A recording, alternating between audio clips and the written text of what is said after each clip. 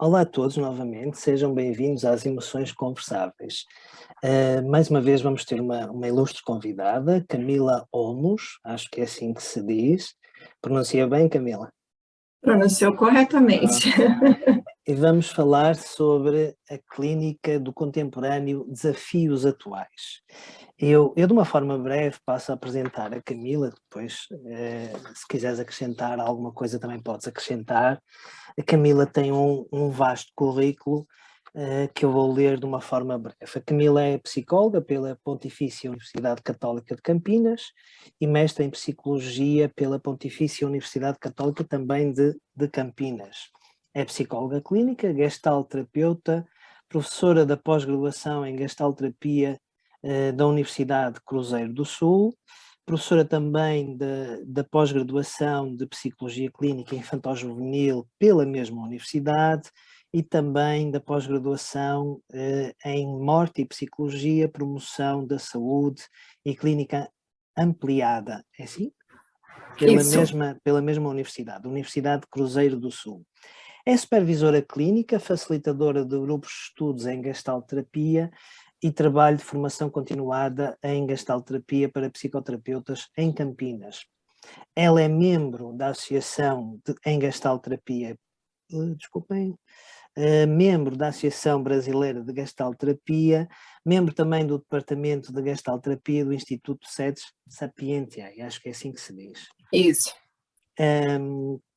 Que é um dos maiores institutos de formação a nível de psicoterapeutas nas mais diversas abordagens, não é? Da América Latina, até poderíamos dizer da América Latina. Já estão a ver aqui a honra que temos em ter aqui esta nossa convidada.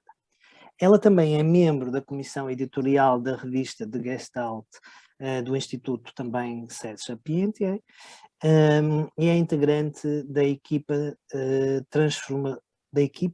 Transformadora em Amor, acolhimento ao enlutado por suicídio do NAS. O NAS é um núcleo de assistência social também do mesmo instituto.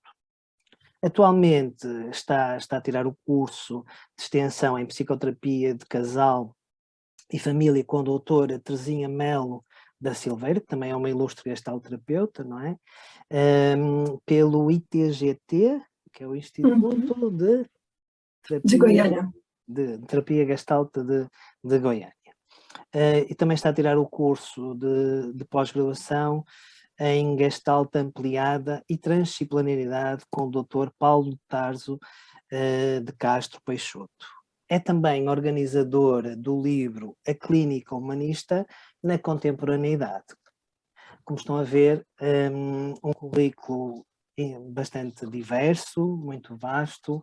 Seja bem-vinda, Camila, às Emoções Conversáveis. É uma honra para mim ter-te aqui, receber-te aqui, trazer aqui um bocadinho para estes lados de Portugal.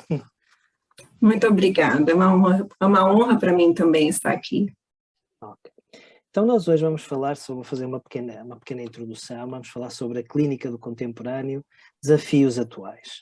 Cada época, eu vou ler um pouco o que foi escrevendo aqui, cada época tem o seu próprio modo de padecer, o seu mal-estar. Este denuncia um modo de vida impróprio, distante daquilo que são as necessidades humanas ou as reais necessidades humanas, muitas vezes afastando o ser humano daquilo que é a sua própria realização, a sua possibilidade de saúde e sentido.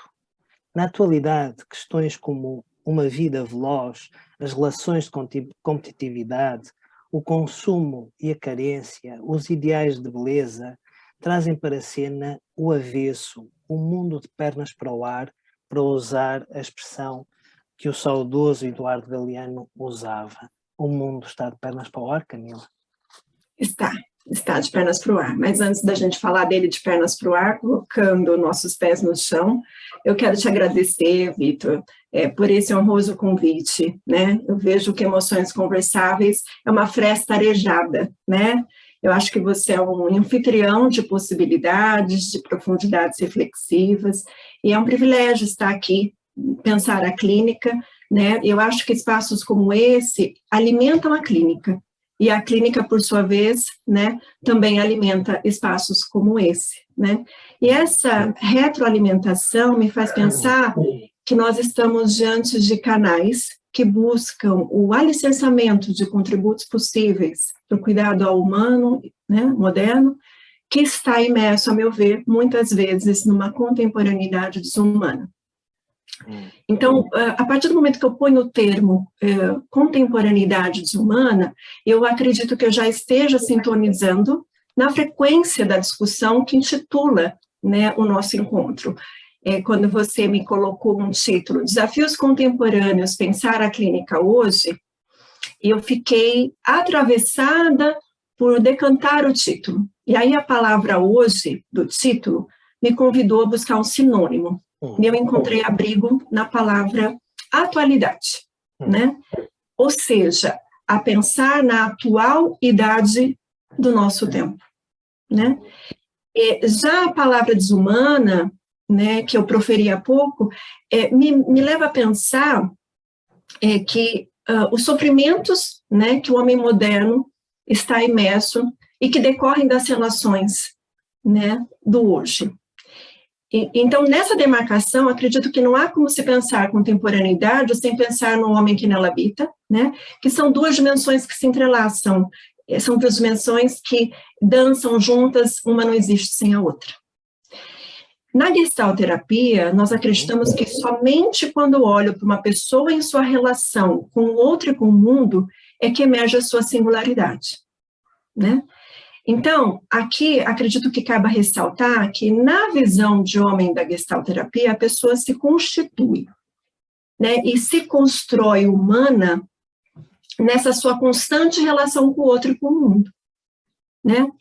Então, onde o coletivo afeta o indivíduo afeta o coletivo. Então, diga.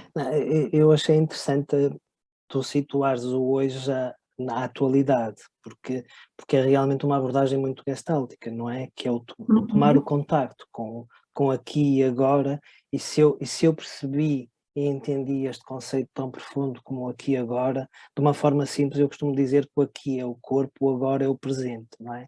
Como é que a pessoa vive a partir deste lugar e faz a relação com a clínica e a sua desumanidade, ou a desumanidade do contemporâneo, não é? Faz a relação com o cuidado, e o cuidado também é um lugar, não é? Que lugar é este de hoje, na atualidade, como é que nós cuidamos ou descuidamos do que está, não é? E como é que a pessoa está a partir deste lugar de procura, não é? Como é que ela nos procura? A partir de que lugar? Sim, qual é o ponto de partida dela no agora? Faz todo sentido esse seu olhar. Até porque a tua fala me faz pensar numa questão que a gente vê muito em Gestalt, que o homem é um constante vir a ser. Então, eu estou em construção a todo tempo, né? E essa construção só acaba com a morte. E tudo que nós somos, segundo o Ari Refel, nós deixaremos de ser. Né? Então, o que nós somos agora, nós não seremos em outro momento seremos outro, e assim por diante. Né? Diz, força. Oi? Interrompi-te, diz. Fizeste-me lembrar aqui isto, vão surgindo aqui associações. Vão surgindo os ecos, né? Nesta dança, nesta conversa, mas diz, interrompi-te, eu depois digo. Então, assim, no vértice da questão relacional, né, que o homem é sempre visto em relação, eu parto do princípio que nós co-construímos, né, nós somos co-presentes e co-afetados, ou seja, nós somos partícipes da vida uns dos outros, né? E percorrendo a face existencial da gestalterapia, que é ancorada nas dimensões de responsabilidade e liberdade, eu acredito que confeccionar a si mesmo, ao longo da travessia da vida, seja a mais árdua, complexa e contínua tarefa do humano. Guimarães Rosa é um reconhecido escritor brasileiro e que tem dizeres que convergem com isso, né? Ele diz que as pessoas não estão sempre iguais, mas estão sempre mudando, né? Elas ainda não foram terminadas, ele nos coloca. E é extremamente, né, convergente com essa visão da Gestalt, né? Bom, adentrando na questão do sofrimento humano, Victor, penso que nós vivemos uma sociedade moderna que sofre mudanças significativas ao longo do tempo, né? Com imperativos soberanos que se tornam cada vez mais regimentos sociais. Eu daria alguns exemplos, né? Racionalização excessiva, demandas competitivas de produtividade, uma necessidade, assim, desenfreada de controle, né? Onde a vida tem tentativas demasiadas de prever, né? Onde o homem... Ver antes. Onde o homem fica muito preocupado em planejar. E aí ele não abre espaço para o não saber, para a angústia, né? Para as dúvidas existenciais, para as suas vulnerabilidades diante do porvir. Que o porvir, pegando um bocadinho no que tu vais dizendo, tem a ver com o vir a ser esta dimensão de abertura. Só que a dimensão do horizonte. Do horizonte, não é? Do futuro. Isso. Só que se ao mesmo tempo é um espaço de liberdade, potencialidade e possibilidade, para a maior parte das pessoas, eu pelo menos sinto isso um bocadinho na clínica, há um desejo de abertura, há um desejo de horizonte, mas depois há um medo enorme de lidar com isso. Então, quer-se tudo, de algum modo, é um paradoxo, porque quer-se contactar com esse horizonte, com essa abertura, mas depois quer essas coisas prontas, quer essas coisas fechadas, não é? Aquilo está pronto. Exatamente. Não é? Exatamente. Eu vou entrar nisso que você está dizendo, que realmente faz um movimento que se fecha para a vida, né? Que se fecha para o risco. O risco que eu digo é justamente para esse não saber, porque viver é isso, né? Correr riscos o tempo todo, né? Bom, então, assim, eu acredito que nessa rasa contemporânea, o sentir está ofuscado pelo império do saber. Né? Milton Bronder é um rabino e escritor brasileiro, e ele afirma que o depois sempre será objeto de controle. E o aqui agora é o chão da entrega. Né? Essa frase dá boas interlocuções, né? Entrega, né? Me colocar em marcha, me colocar em travessia. O que é que disseste antes? Ora, diz outra vez a expressão, por favor. Que o depois sempre será objeto de controle. O aqui agora é o chão da entrega. O depois tem a ver com a previsibilidade, com a necessidade de prever, não é? Isso. Então, eu acredito que nós estejamos numa civilização moderna que almeja o ter em detrimento do ser, né? Que está marcada por um excesso de relações virtuais e não vinculares, né? E fazendo com que o humano, nessas relações, experimente o quê? Individualismo, solidão, né? E todas essas facetas são denúncias que estamos na era da crise de significados e sentidos. Então, eu costumo dizer que multidão sem vínculo é solidão. Muitos pacientes que nos chegam na clínica contemporânea são pessoas que não foram fundadas, né? Que não tiveram a presença do outro, a confirmação e o olhar do outro, né? Que são condições, assim, enraizadoras da nossa constituição como sujeito.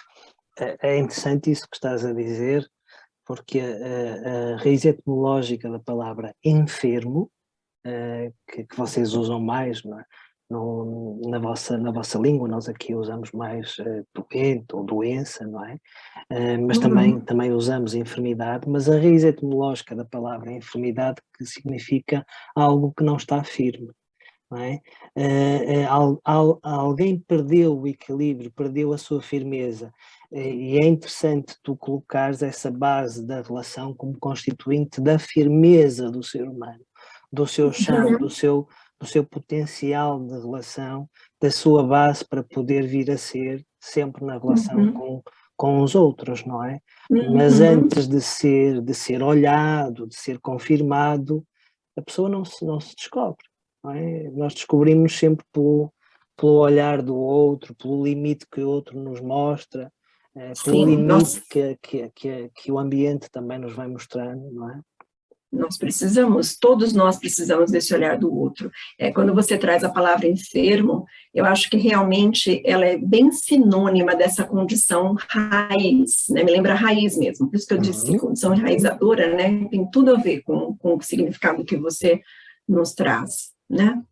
Bom, e aí, se eu adentrar lá no vértice dessas regulamentações que ocorrem na sociedade moderna, como o próprio termo, né, regulamentações prescreve aí, regulamentam ações. Então, vai sendo uma sociedade que vai colonizando modos de ser humano. Pois os fundamentos das ações estão sempre alicerçados na referência de um outro. Eu acho que um exemplo disso está nas redes sociais, nos influencers, né, que são vistos como ícones dessa cultura midiática e que vão aplicando uma ditadura do ter. Ter beleza, uma normatização dos rostos que ficam sendo parecidos através dos procedimentos que querem apagar as marcas do tempo, né? Aquele corpo também sempre dentro de estereótipos, que vai estimulando padronizações, estimulando confluências, estimulando o perfeccionismo, e que são conjunturas que aprisionam o senso de singularidade e aquela abertura do vir a ser do humano, né, que vai em busca do seu sentido, né? Acho que é importante dizer que para nós, só um adendo, né, a confluência é uma ausência da fronteira de contato, é uma ausência de demarcação territorial, né? E quanto mais uma pessoa evita ser quem e como ela é, mais ela sofre. Camila, se calhar, para contextualizar aqui alguns dos nossos ouvintes e telespectadores, que também assistem muito aqui a partir de Portugal, a abordagem gestáltica em Portugal ainda não tem muita expressão, embora exista uma associação portuguesa de Gestalt, mas ainda é muito ténue o caminho, ainda há muito caminho a fazer. Se calhar explicares um pouco o que é confluência, não é? Acho que tem a ver com os padrões de relacionamento, os mecanismos também de defesa que vocês trabalham de outro modo e de outro jeito, mas se calhar explicares um pouco o que é esses conceitos básicos, de uma forma simples, didática. Como eu acho que eu vou explicar com exemplos, né? Existe a confluência saudável e existe a confluência não saudável, né? A confluência saudável é quando há uma mistura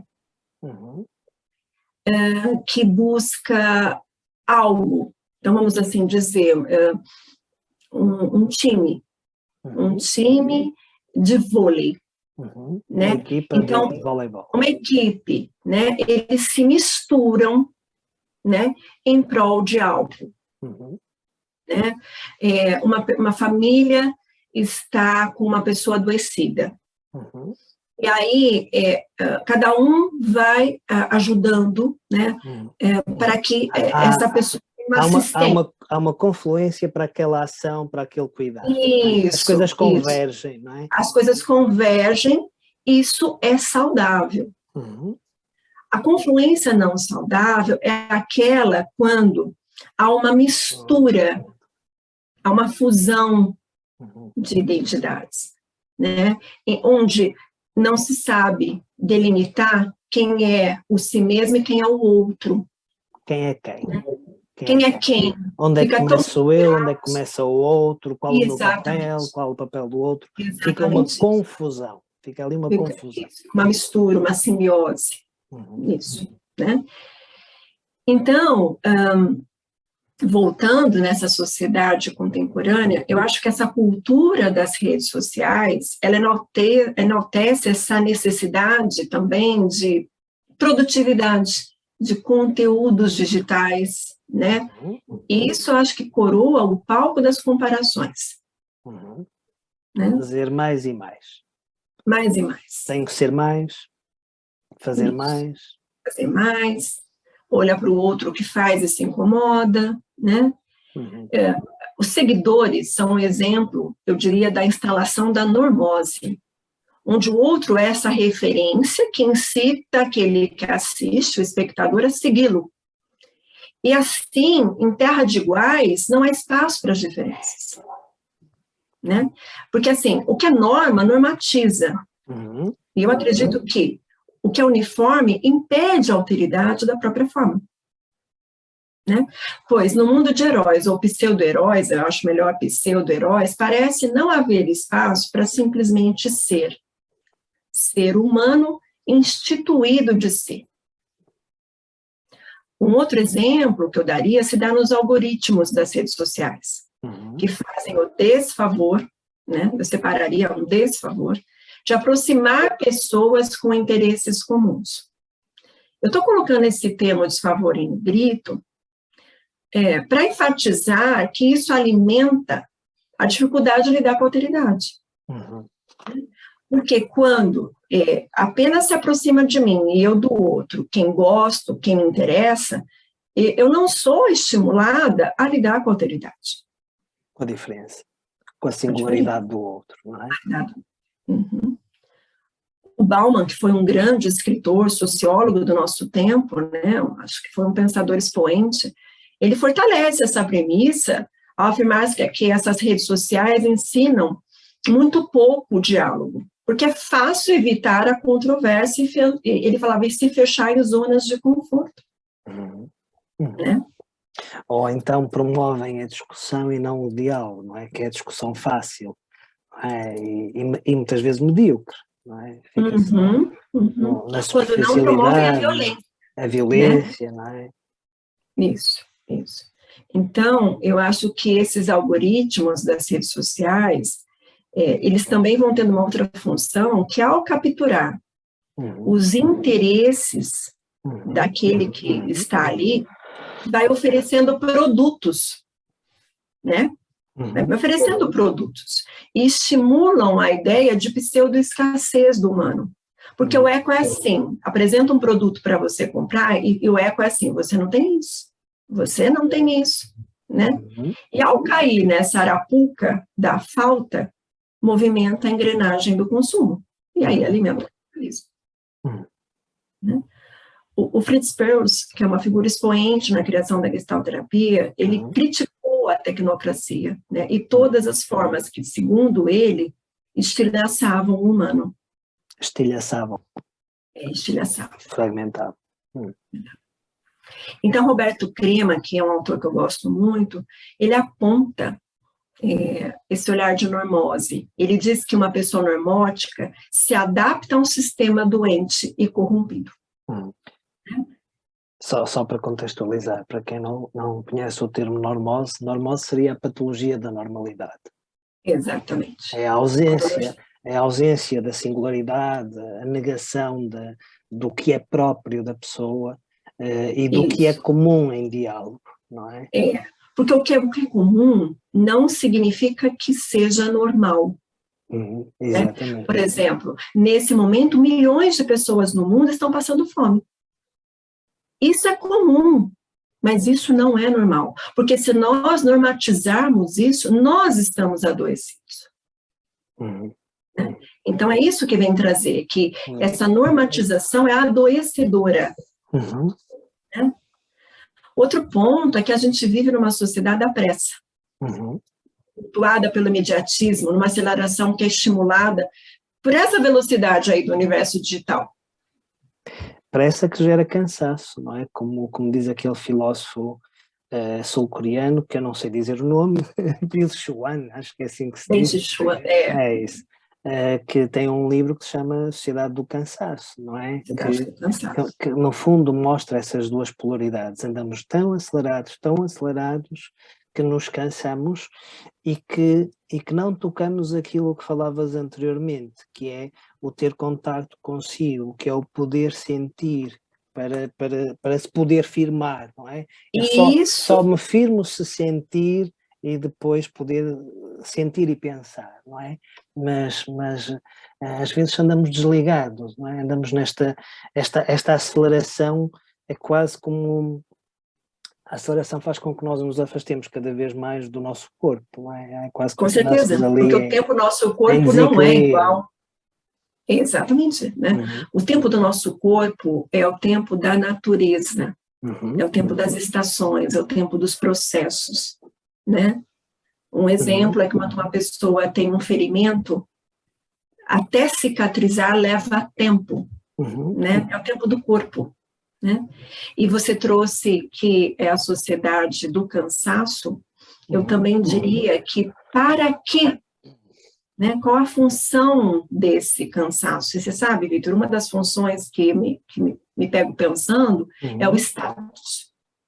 É o status do humano. Hoje, ter uma vida, um cotidiano agitado e apressado, ganhou essa métrica de status do humano. Como não estás a fazer nada? Não é? Como não estás a fazer nada? Exatamente. Esta é uma provocação. Alguém que não faz nada é quase como um alien. Exatamente. Né? É até segregado muitas vezes, né? Então, eu acredito que hoje a moeda mais cara é o tempo, né? E essas acelerações, ondulações todas aceleradas, né, que são do contemporâneo, elas impactam, elas deformam, elas desorganizam as vivências humanas. Pois, como a gente estava dizendo, o tempo do corpo é o outro, eu diria que o tempo dos processos e das assimilações do humano, do interno do humano, tem um tempo muito particular, né?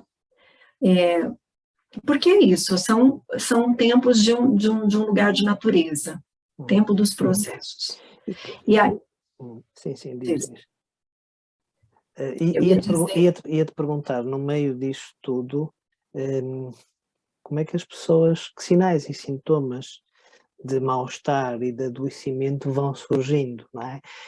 Como é que isto se traduz no modo se traduz em várias coisas, né? Isso se traduz em perfeccionismo, em ansiedade, se traduz em depressão, né? Isso se traduz em angústia demasiada, isso traduz de várias maneiras, né?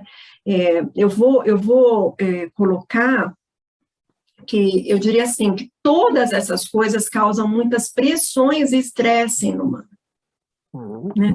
Que vai tentar lidar com essas desafiadoras conjunturas. E aí emergem várias dores do viver. Respondendo a pergunta, acho que os efeitos colaterais são carência, né? Relações virtuais demasiadas, tédio, falta de dignidade, desesperança, falta de sentido, cansaço, como você apontou, narcisismo, é uma busca exagerada por se expor na internet, né? Desespero, exclusão, como a gente estava falando, você disse assim, se não for produtivo, se não for uma pessoa que está sempre muito demandada. Em ação, não é? Em ação, né? E aí eu diria assim que essas facetas todas, em condições acentuadas, vão assumindo as formas de depressão, de ansiedade, de pânico, entre tantas outras, né? Tem um gestalterapeuta italiano chamado Gianni Francisetti, e ele afirma que a psicopatologia são como pegadas do outro ausente, daquele que faltou. A pessoa ela vai ficando destituída de si mesma, né? E aí eu diria que nosso ecossistema social, ele não está tão eco, né? Ele vai deflagrando, então, espaços até de crueldade, porque não busca meios de enfrentamentos cooperativos. Vai caminhando na contramão da espécie humana, vivendo, então, nessa dimensão da egologia, do ego, do narcisismo. Eu fiquei nessa expressão bonita desse psicoterapeuta italiano, pegadas do outro ausente. É alguém que faz um caminho só, não é? Não tem ali algo a confirmação, aquele olhar do outro, a acompanhar. Ele não é uma pessoa que não foi fundada, Vitor. Não tem esse olhar que funda, né? E é isso que a gente vai compreendendo, né?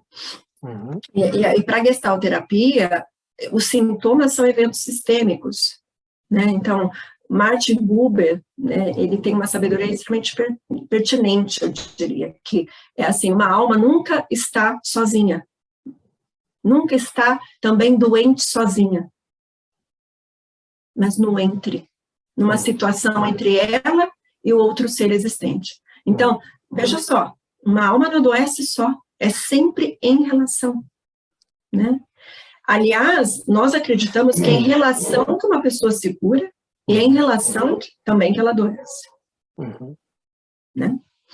E aí, eu diria que Leloup, ele acena uma perspectiva, né, significativa ao trazer que as doenças são mensagens que nós enviamos para nós mesmos para que nós possamos nos curar. Olha a sabedoria. Isso é extremamente gestáltico, né? Então, inspirada pela perspectiva de Leloup, eu diria que em gestalterapia nós compreendemos que a pessoa adoecida, ela vai ficando presa em impasses, em repetições não criativas, em necessidades não atendidas que vão se repetir, que vão se repetir, que vão se repetir, até que se fechem, né? Porque há uma sabedoria na repetição, né?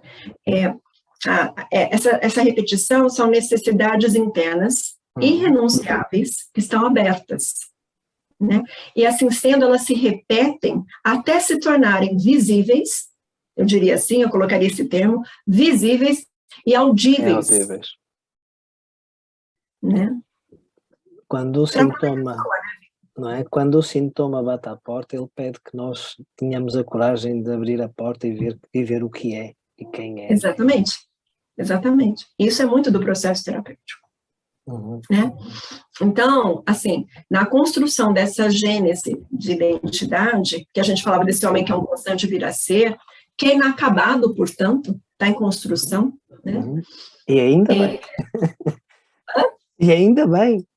Ainda bem. Se nós fôssemos acabados, como nós dizemos aqui, estávamos tramados.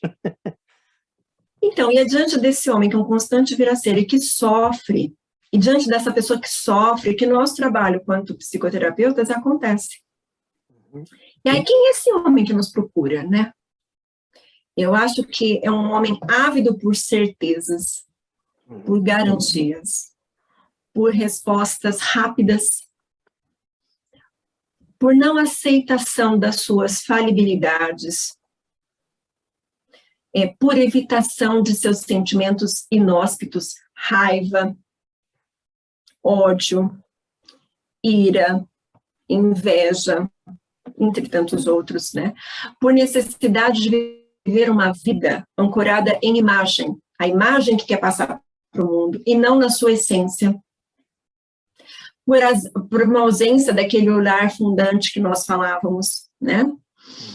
E aí eu acho que o fazer terapêutico vai sendo sempre esse processo desafiador que você coloca no tema que nos convida para esse diálogo, né? E eu acho que é desafiador para ambas as partes, para o terapeuta e também para o paciente, para o cliente, né? E desafiador... Não, estava aqui a pensar que isso realmente é um desafio enorme para nós, psicoterapeutas mais de abordagens relacionais e vinculares, não é? Que implica tempo da relação, que implica construção de um processo de mudança que se vai instituindo em conjunto, não é? Que se vai construindo em conjunto. Quando realmente o pedido é esse, é o pedido de algo imediato, algo com garantia. Agora uma expressão que se usa muito, eu quero que me dê, às vezes alguns pacientes dizem isto, eu quero que me dê ferramentas, não é? E eu costumo dizer que eu não dou nada, que eu ajudo a descobrir as ferramentas que já estão lá, não é? Mas há esta ânsia de ter também na terapia uma resposta pronta e imediata, não é? E há dias, às vezes uma pessoa não pensa nos conceitos, há dias fiquei a saber o significado da palavra imediato, é sem mediação, enquanto nós, há coisas que é bom serem imediatas, não é? Mas, regra geral, no que é humano, nós precisamos de mediação de outro humano. E isso é preciso tempo, não é? É preciso cuidado, não é? Tu usaste a expressão cuidar, que tem a mesma origem que a palavra cura, e quando nós relacionamos a cura com cuidado, colocamos outra perspectiva no que é isto que se faz em psicoterapia, não é? E aí é interessante nós trazermos a cura para o cuidado, e o cuidado implica lugar, implica relação, implica duas pessoas, não é? De pessoa para pessoa, duas pessoas ou mais. Para usar o título do livro do Eisner, não é? De pessoa a pessoa. Eu acho até quando você coloca essa questão mediação, né? Achei interessante isso. Eu fico pensando que assim, o cliente, o paciente, através da relação com o terapeuta, irá se encontrar consigo mesmo. E isso realmente é processo. Né? Acontece que as pessoas chegam em terapia, pensando no que a gente está falando, querendo o terapêutico, mas esquecendo que chama processo terapêutico, ou seja, não existe terapêutico sem processo. Então, isso é estar diante daquilo que não se sabe. Né? Quem sou? Para onde vou? São perguntas existenciais que clamam por passagem, por incerteza, por dúvida. Aqui, inclusive, eu diria o seguinte, eu acredito que a certeza é status quo, e a dúvida é justamente essa passagem que busca movimento. Né? Então, pensando um pouco em tudo isso, quais os contributos que a gestalterapia pode oferecer? Não é? Para quem não conhece, para quem está a tomar um contacto pela primeira vez com a abordagem Gestalt, pelo menos cá em Portugal, que contributo? Eu acho que um grande contributo da gestalterapia é ajudar a pessoa a se relembrar da sua condição humana, né? A se lembrar das suas condições que são da mesma espécie do terapeuta. Eu acho que a relação terapêutica ela tem uma horizontalidade, né? Onde se relembra essa condição humana, né? Por exemplo, a própria angústia, né? Que evitar ela é uma falácia, pois ela é da nossa condição humana. É, né? Constitutiva, não é? Constitutiva, né? Isso, estar com o outro que me dá suporte de atravessamento, né? Acho que um grande ponto do gestalterapeuta é isso, dar esse suporte para o atravessamento, né? Você sabe que tem um conceito em gestalterapia que chama teoria paradoxal da mudança.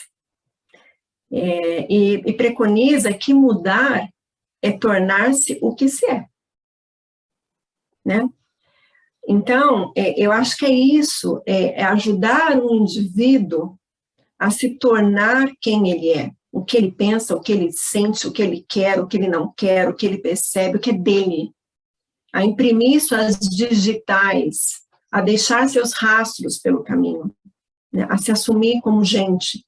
Então, enquanto um terapeuta da mesma espécie, nós partilhamos essa espécie, é uma lembrança de somos gente, né? Mas eu vou chegar um pouco, eu queria falar outras coisas até chegar nesses contributos possíveis da gestalterapia. Eu acho que um ponto importantíssimo de nós colocarmos, eu vou até me inspirar de novo em Elup, ele diz que a grande saúde não é que nós não tenhamos doença, mas é que nós possamos fazer algo, né? Não é que nós não tenhamos sofrimento, mas é o que nós fazemos com essa doença e com esse sofrimento. Isso significa fazer algo com os obstáculos e as dificuldades que estão no mundo. Então, se uma pessoa não acolhe as suas vulnerabilidades, suas fragilidades, a tendência é que elas sejam evitadas. E aí a tarefa da psicoterapia, do psicoterapeuta, dar acolhimento a essa fragilidade e acompanhá-la. Quando eu falo acompanhar, é dar lugar, né? É abrir canal de expressão, para que a pessoa não precise evitar. Né? Eu costumo dizer que a pior dor é aquela que não tem espaço de expressão. Né?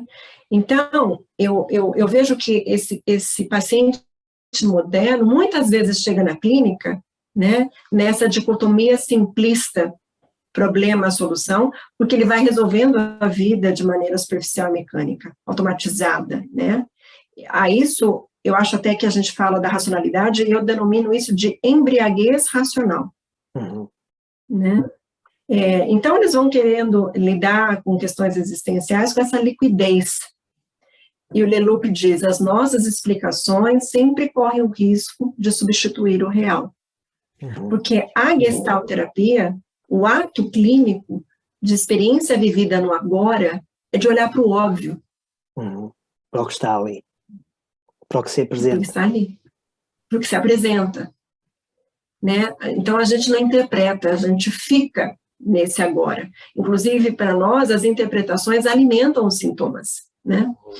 E aí, eu acho que é importante dizer também que, invariavelmente, o paciente de hoje vai depositando, como você estava dizendo, no terapeuta, essa responsabilidade, né, de dar a direção certa e segura. E eles vão viver o quê? Frustração. E é repetir a alienação, não é? A distância de si. Não é? Distância de si. Colocar a responsabilidade no outro, seja o terapeuta, ou um familiar, ou o colega de trabalho, é distanciar-se daquilo que é seu, não é? Se o caminho da terapia é a pessoa poder vir a ser o que é, o seu caminho é progressivamente poder-se responsabilizar, ou seja, dar resposta às coisas que a vida lhe pede. Não é? Responsabilizar é isso, tem a ver com este duplo processo de amadurecimento e de possibilidade de resposta ao que se apresenta, não é? Seja a vida alegre ou trabalhosa, saudável ou doentia. Não é? Tem a ver, inclusive, com a nossa visão de homem, que se ancora, né, na liberdade e na responsabilidade. Então, se eu frustro, eu estou sendo coerente com como eu vejo o meu paciente. E responsável. Cabe aqui dizer que responsabilidade, o Fritz Perls dizia, que é uma habilidade em responder, uma habilidade em me colocar, em estar em relação e responder às situações e responder ao mundo. Então, o terapeuta não faz pelo cliente, mas com o cliente, né? E aí, eu me lembro muito do Jorge Ponciano Ribeiro, que é um gestalterapeuta extremamente expoente no Brasil, e ele diz exatamente isso, né, que o ponto é que nós possamos olhar que o gestalterapeuta não possui uma visão determinista da pessoa, ou seja, ele não é um modificador de comportamento, mas alguém que acredita na potencialidade do cliente para transformar a própria vida. Se a gente adentrar nessa questão de que daí o paciente vai se frustrar, né, a gente fala de hábil frustração do gestalterapeuta, e eu gosto muito de um olhar do Hugo Elidio Rodrigues, outro gestalterapeuta brasileiro, que ele diz uma coisa que eu acho fantástica, que é assim, que a frustração é um ato de fé. É um ato de confiar nessa capacidade do outro, que ele vai fazer para ele e por ele, né? Ao escutar-te, estás-me a fazer lembrar algumas premissas do Winnicott, do Donald Winnicott, em que ele também tinha uma proposta de saúde mental muito, muito inovadora para a época. Não é? Ele defendia que a saúde mental, e poderíamos ampliar para a saúde como um todo, não é? Seria a capacidade, entre outras, a capacidade de ser tolerante com a doença. Não é a ausência de sintomas, não é a ausência de doenças ou de problemas, mas é poder ser tolerante, não se afundar nesse estado, mas poder ir além dele e poder se transformar a partir daí. E é interessante isso, não é?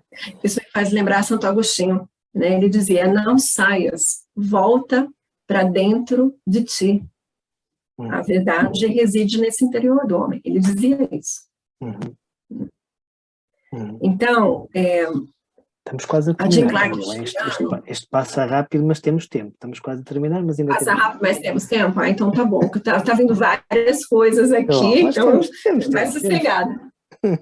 A Jean Clark Juliano, Vitor, ela também foi uma das precursoras da abordagem no Brasil, e ela usava uma expressão com ela que eu conhecia a Gestalt. Foi com a gente. Então você estava em mãos muito acolhedoras, né? Porque a escrita da Jean Clark é de muito acolhimento. Restaurar histórias, não é? Eu tenho esse livro. Só o título diz tudo. Então, agora acabamos de descobrir uma similaridade nossa. Eu também comecei a estudar Gestalt, né? Através, o primeiro contato que eu tive com literatura de Gestalt, através da minha professora de Gestalt terapia na universidade que me indicou, foi através desse livro, A Arte de Restaurar Histórias. E a Jean, ela tinha uma expressão que ela proferia em palestra, que é ser continente para o descontínuo. Essa expressão, interface com o trabalho do psicoterapeuta, me faz provocar a seguinte indagação: de quantas descontinuidades em busca do contínuo a psicoterapia é feita? Né? Porque eu considero a psicoterapia uma viagem do itinerário da alma. Então, é um portal que vai abrindo espaço para uma existência fundamentalmente humana. Né? E aí, você fala qual é o contributo da Gestalt. Eu acho que a relação terapêutica é um estado de sustentação, não via ego, né? E sim via horizontal, onde terapeuta e cliente partilham essa espécie constitutiva que nós falávamos, né? E aí, a gestalterapia, ela vai recordar, o gestalterapeuta vai recordar esse paciente da sua condição humana, né? Então, no ato clínico, a gente vai resgatar esse contato. A gente vai trazer uma ênfase na experiência imediata que vai acontecendo. O paciente, ele é convidado a tomar contato, Vitor, como ele se situa e como ele se orienta nas suas relações. Ali, na experiência viva. Como ele se situa nas ocorrências do seu existir. Tendo, assim, a possibilidade de se respeitar. Eu quero ponderar aqui que respeito vem do latim respicere, né? Que significa disposição a olhar novamente.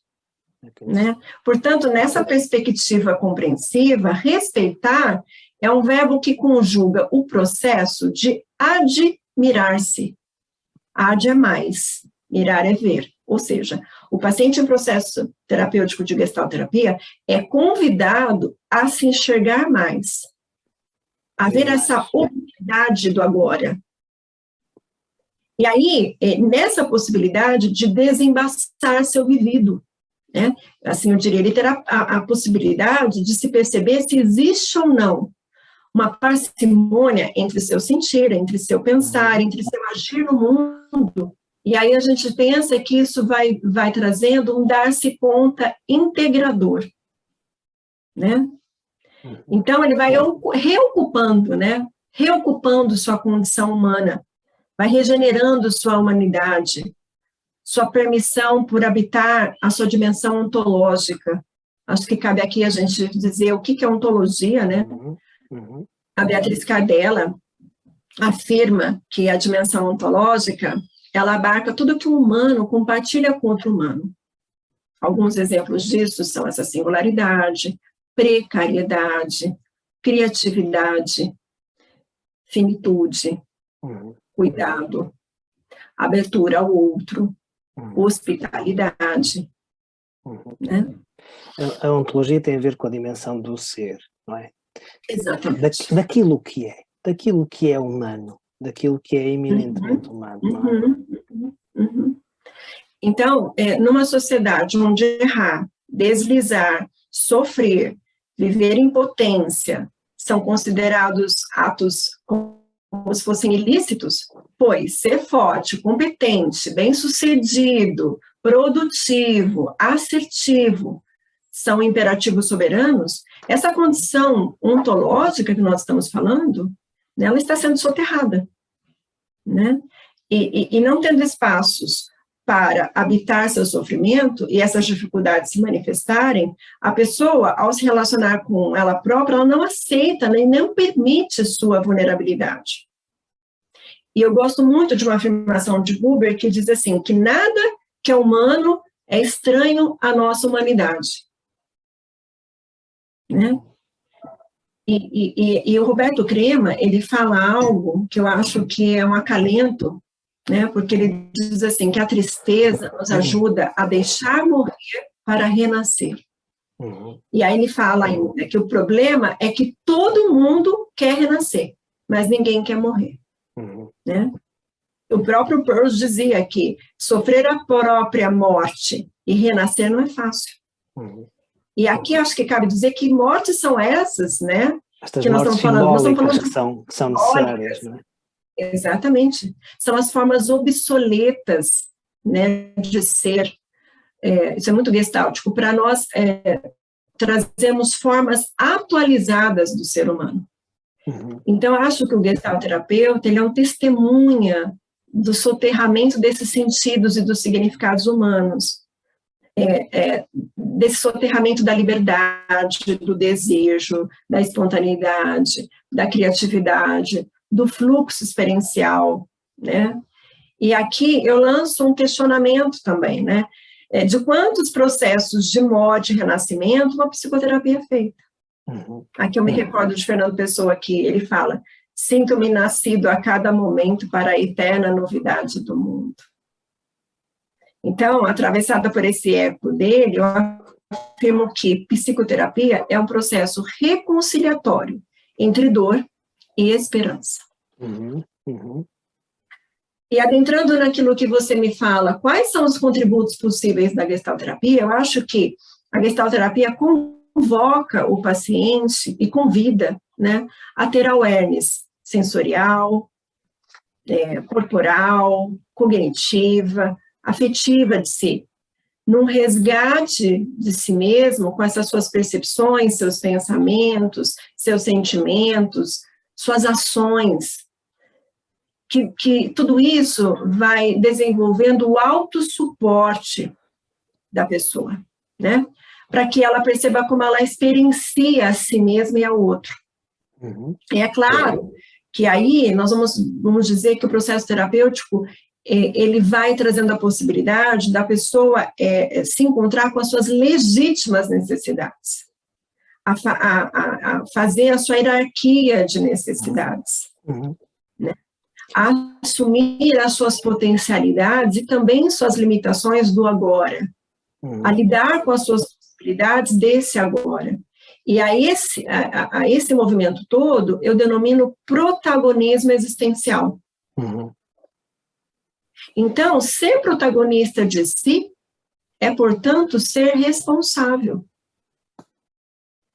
É aquela responsabilidade que nós dizíamos, né, que o Peirce fala de habilidade. Então, assim sendo, quando eu estou na relação com o outro, o meu modo de ser aparece nessa relação, né? E aí... Mais autêntico, não é? Mais autêntico. Começa a haver espaço para a autenticidade, para a espontaneidade, para o novo que se apresenta, que vai além da repetição, vai além do que é obsoleto. Isso. Vem da sua expressão autêntica. E aí isso é ser ético. A Lilian Frazão, gestalterapeuta brasileira, ela diz que ser ético não está no âmbito profissional, né? Que ser ético tem a ver com verdade, né? Portanto, quando eu sou ético, eu estou sendo verdadeiro comigo e com o outro, né? E aí nesse processo... Posso acrescentar aqui esta questão da verdade, que é uma questão importante, não é? Na relação.